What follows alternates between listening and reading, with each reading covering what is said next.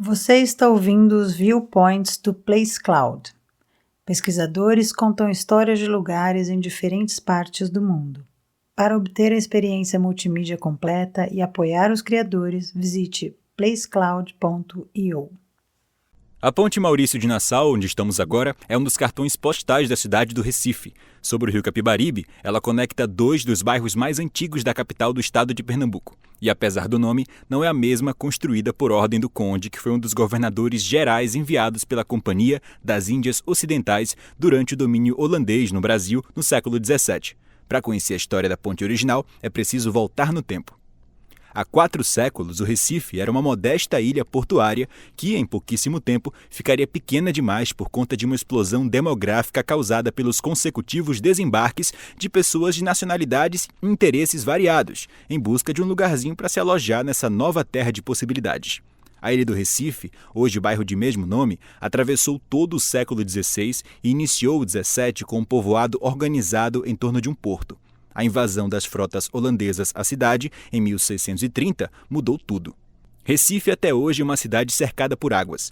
As comitivas mais nobres que chegavam ao local se acomodavam nos melhores imóveis do povoado, que ficava entre o Oceano Atlântico, de um lado, e o majestoso rio Capibaribe, do outro. O rio, à época, servia como uma importante avenida para embarcações menores rumo ao interior da parte continental da cidade, onde havia apenas um pequeno convento e algumas casinhas na chamada Ilha de Antônio Vaz.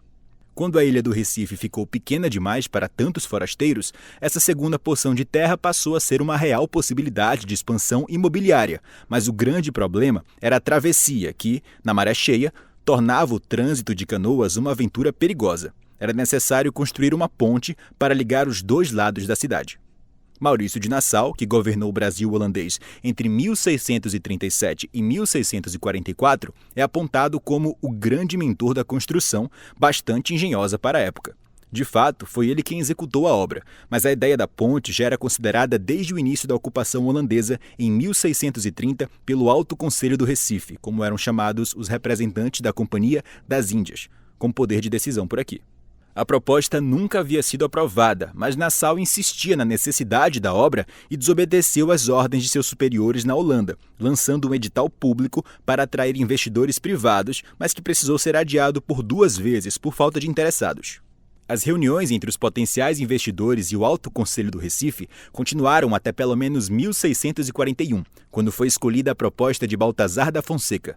As obras começaram e no final de 1642, o empreiteiro tinha construído 15 pilares, a cabeceira de pedra do lado da cidade Maurícia, várias vigas de um pilar para o outro e toda a parte de madeira estava pronta para ser assentada.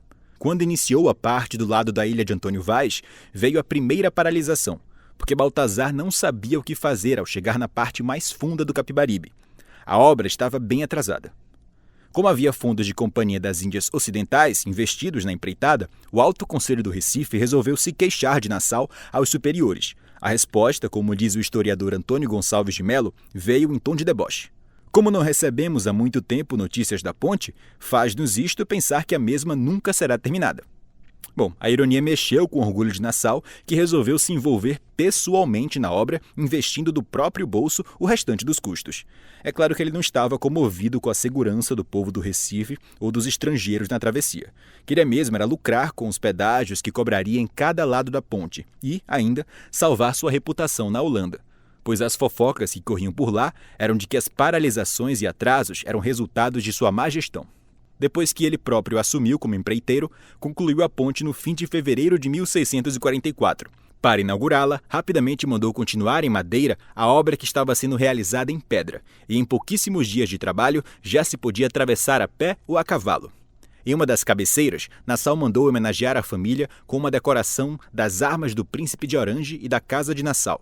Na outra, fez questão de se auto-homenagear, mandando inscrever em latim seu nome como responsável e o ano de sua conclusão. A inauguração da ponte foi um evento memorável até hoje no imaginário pernambucano. Para atrair as pessoas até o local, em 28 de fevereiro de 1644, ele pediu que espalhassem a notícia de que faria um boi voar sobre as águas do rio Capibaribe. Sim, um boi. Seus engenheiros arquitetaram uma engenhoca com um balão inflável coberto com o couro de um boi de verdade, e Nassau ainda cobrou ingressos para o espetáculo, eternizando também a mística do boi voador do imaginário pernambucano.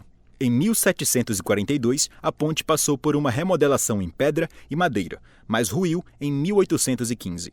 Outra estrutura de ferro foi inaugurada em 1865, mas ficou danificada pela ferrugem. A passagem atual, em concreto, foi inaugurada em 18 de dezembro de 1917, quando ganhou o nome de Ponte Maurício de Nassau.